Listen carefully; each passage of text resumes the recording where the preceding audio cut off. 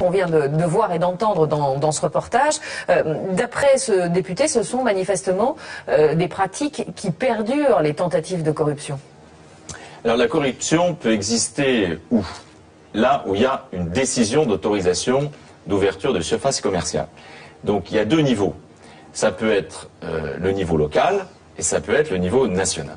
Sur le niveau national, qui concerne le ministre du Commerce, vous allez peut-être me dire, mais non, on entendait Jean-Marie Roche dire, je l'ai pris en grippe, ce ministère, j'ai envie de le quitter. Vous n'avez pas envie de le quitter. Non, je vais vous dire pourquoi, sur ce point-là de la corruption. Parce que depuis la loi Raffarin de 1996, c'est plus moi qui signe, c'est plus le ministre qui signe. C'est une commission nationale de l'équipement commercial, on appelle la CNEC, qui est présidée par un magistrat du Conseil d'État. Donc, moi, je ne peux plus intervenir sur une autorisation d'urbanisme commercial. J'ai plus le pouvoir. On l'a retiré au ministre du Commerce dans la loi Raffarin de 1996. Donc ça, c'est le niveau national. Après, vous avez le niveau local. Bon, là aussi, au niveau local, vous avez un système. Voilà, c'est la CDEC qui a le pouvoir de décider. C'est collégial. Donc la CDEC, il faut dire, c'est commission départementale de l'équipement commercial. Voilà. Alors, pourquoi le législateur a mis en place des commissions à la place d'un décideur unique? Parce que c'est plus difficile de corrompre 10 personnes que d'en corrompre une seule. Jean-Paul Charrier, vous êtes député UMP, spécialisé donc dans ces problèmes de grande distribution. On vous en a proposé à vous des enveloppes, ou est-ce que certains de vos collègues députés vous ont raconté des affaires pareilles? Avant 87, objectivement, nous avons été un certain nombre à dénoncer ces pratiques qui ont arrosé l'ensemble des partis politiques et l'ensemble des maires.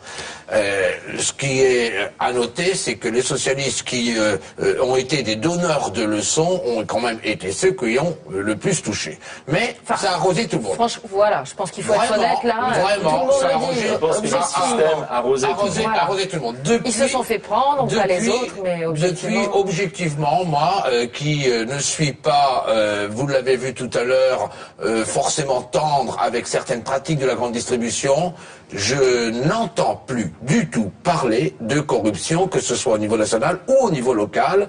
Et comme vient de le dire le ministre, c'est à mon avis de plus en plus difficile d'acheter des autorisations d'ouverture. Alors, en revanche, il y a des pressions à l'emploi. C'est-à-dire, vous avez un projet, monsieur le maire, vous savez que ce projet, c'est 60 emplois dans votre commune. Il y a les pressions sur les aménagements urbains, et ça a été évoqué dans le reportage. Monsieur le maire, je vais vous payer le rond-point et ça vous coûtera rien. Vous voyez, donc on voit bien qu'il y a eu un glissement de ces pressions sous une autre forme. Alors justement, vous parlez des glissements de pression. Dans le reportage, on a aussi découvert que les propriétaires de supermarchés ou d'hypermarchés avaient une vraie tendance à prendre des libertés avec les mètres carrés. Est-ce que c'est pas une autre façon de contourner la loi?